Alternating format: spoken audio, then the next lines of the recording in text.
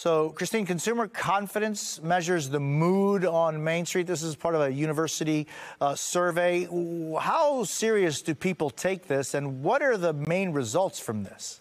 They take it very seriously, especially when you look at inflation expectations in this number. Consumers had the worst view of where inflation will be in the next year since 1981, and that was not a sunshine and roses period in the American economy. We had high interest rates and high inflation, so people feeling a little grim, and they're blaming tariffs. They see what's happening. They know that the lack of planning and the lack of predictability that one of those business owners talked about is paralyzing business, and that will have knock-on effects. They're bracing for things to cost more, that they buy everyday items, and they know that these studies that show $4,700 a year extra in cost, that's $390 a month. A lot of families don't have that extra cash hanging around at the end of the month.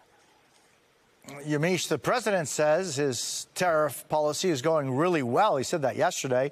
How are the talks with U.S. trade partners going? Well, it's a key question. We know that the president has continued to double down and say that his policy, chaotic as it may be and inconsistent as it may be, that it is all by design and that he believes long term that this will help America.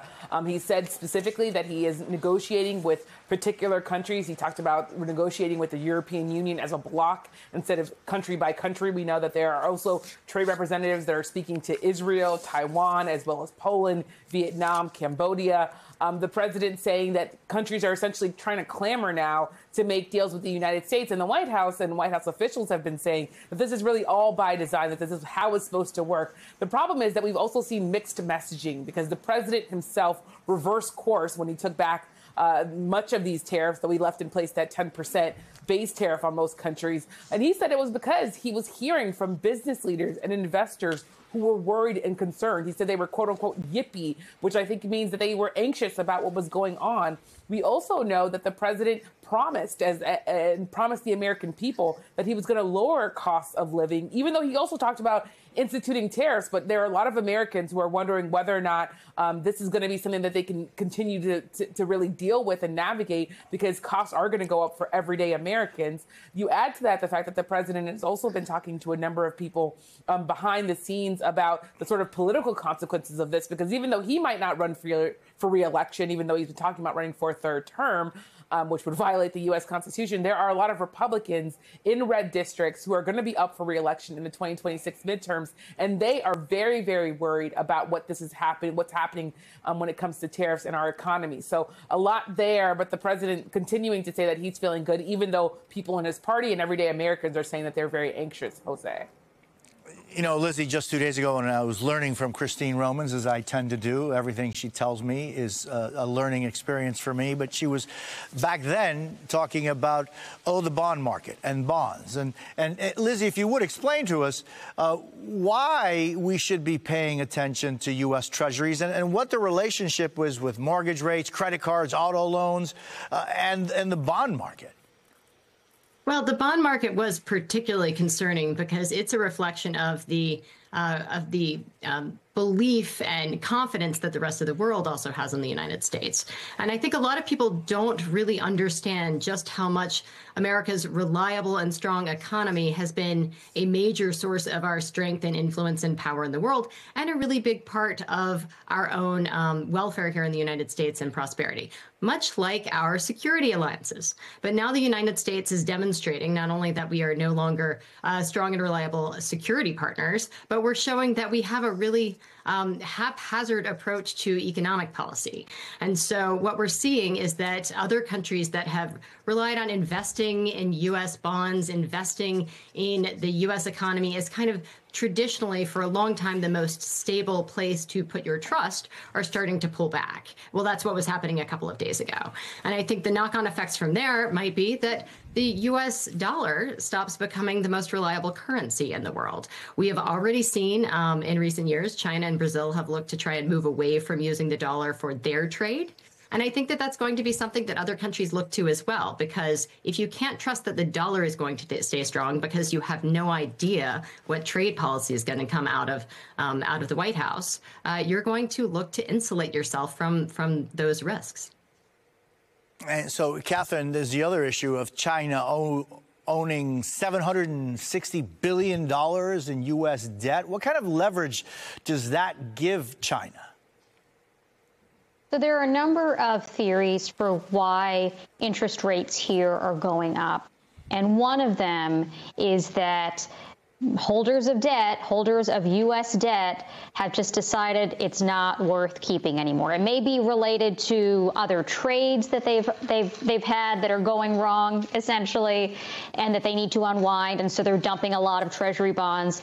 But another possibility is that major sovereign debt holders, like China, like Japan, may decide we just don't want to get involved with the U.S. anymore. We don't want to hold their debt. And if they dump those treasuries, then what happens is that puts upward pressure on interest rates, because that means that there are more bonds for sale. The United States effectively has to offer a higher interest rate to attract people to buy those bonds again.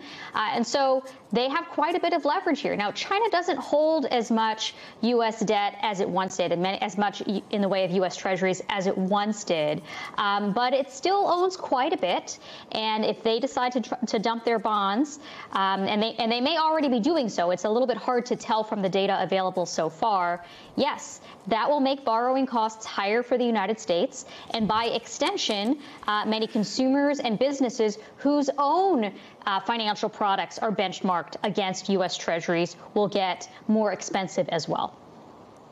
And so I'm just wondering, just because I don't understand, Catherine, like, just recently, the Spanish president said, with these tariffs, if the United States continues this way, it may be that we, Spain, would be pushed more towards getting our trade and having more trade with China.